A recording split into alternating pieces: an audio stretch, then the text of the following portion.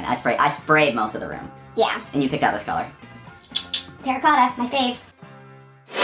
As I mentioned before, I did the majority of this room using a paint sprayer, which I didn't show because obviously I don't want to get my camera completely covered in paint.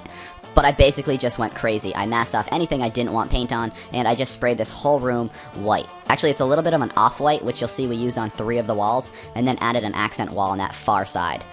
The only other thing we really had to roll was the ceiling. I think it's smart to use a ceiling white. It's just a really pure white, and it really kind of brings out the light in the room.